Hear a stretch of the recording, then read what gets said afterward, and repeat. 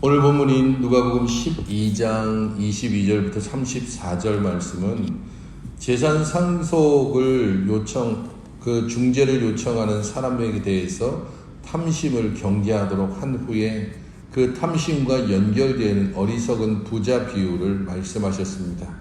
지금 예수님 주변에는 많은 무리들이 있고 예수님의 가장 가까이에는 제자들이 둘러싸여 있습니다. 그런 가운데 예수님께서는 오늘 제자들에게 특별히 이 말씀을 가르치심으로 예루살렘을 향해서 가시는 예수님께서 가장 집중하는 것은 무리가 아니라 제자들이라는 사실을 알 수가 있습니다. 나를 따르는 제자, 너희들은 어떠한 자들이며 어떻게 살아야 되는지에 대해서 예수님은 실제적인 상황을 통해서 혹은 비유를 통해서 또는 직접적인 가르침을 통해서 계속해서 제자조에 대해서 말씀하고 계시는 것입니다. 먼저는 32절까지 하나의 주제로 연결되어져서 첫 번째 권면을 하고 있는데 염려하지 말라 또는 근심하지 말라라고 권면을 하고 있습니다. 목숨을 위하여 무엇을 먹을까? 몸을 위하여 무엇을 입을까? 염려하지 말라라고 먼저 말씀을 하고 계시는데 이 염려는 날마다 기본적으로 필요한 것에 대해서 염려하지 말고 하나님을 의뢰하는 태도를 가져야 한다라는 것입니다. 그에 반해서 근심하지도 29절에는 너희는 무엇을 먹을까? 무엇을 마실까 하여 구하지 말며 근심하지도 말라라고 이야기하고 있습니다. 염려와 근심에 큰 차이는 없겠지만 근심하다라고 했을 때 이 근심은 높아지다, 뽐내다, 혹은 교만하다라는 의미가 있습니다. 그런 면에서 이 근심은 염려와는 다르게 염려가 어찌 보면 좀 없는 상태에서 이거 정말 어떻게 하면 좋지라고 하는 것이 염려라면 근심은 있는데도 불구하고 이것에 만족하지 않고 항상 불안해하는 태도라고 볼 수 있습니다. 이것과 관련해서는 바구니에 떡이 있음에도 불구하고 내일 뭘 먹지? 라고 생각하는 태도라고 보시면 되겠습니다. 여기에 만족하지 않고 그것보다 더 다른 것 그리고 이것 자체를 가지고서도 최소한의 생존을 할 수 있음에도 그 생존을 넘어서는 걱정 그것을 바로 근심이라고 이야기하고 있습니다. 먼저 염려하지 말아야 되는 근거는 각 절에서 쭉 이야기를 하고 있는데 23절에서는 목숨이 음식보다 중하고 몸이 의복보다 중하다라고 말씀합니다.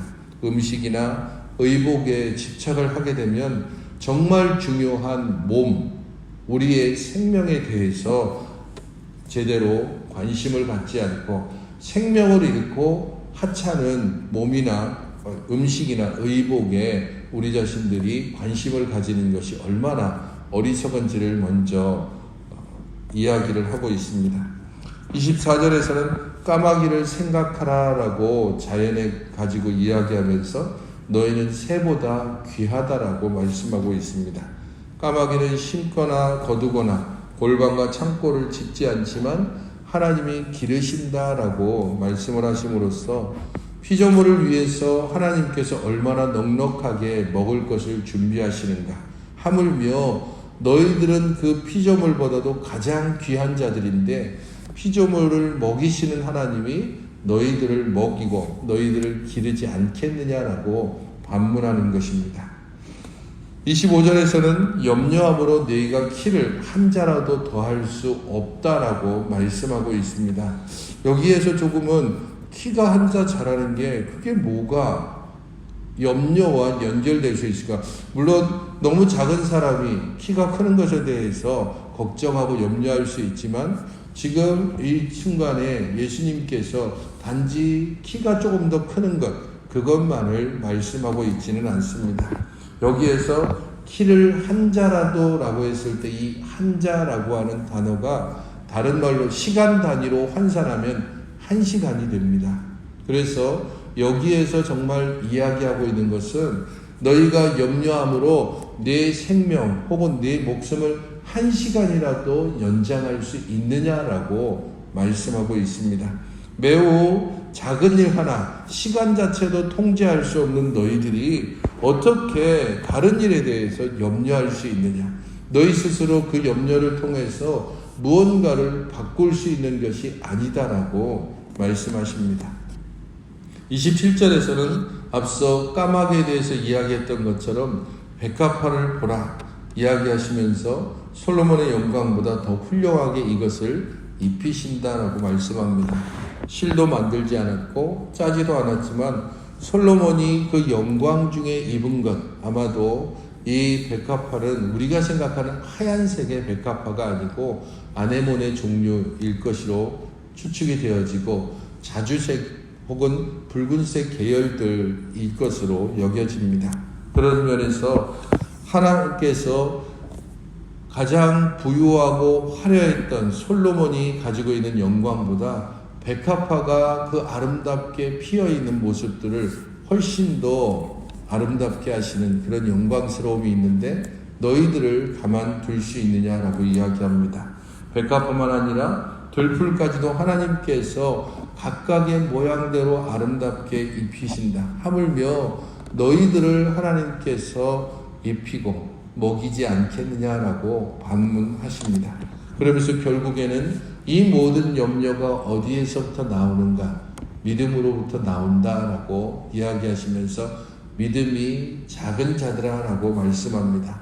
하나님을 신뢰하지 않으니 지금 자기 손에 쥐어지지 않으면 염려와 근심으로 온통 날밤을 새고 온통 발을 동동 구르면서 하나님을 의뢰하지 않는 태도, 거기에 대해서 말씀하고 있습니다. 29절에서는 무엇을 먹을까 무엇을 마실까 하여 구하지 말며 근심하지 말라라고 이야기했습니다.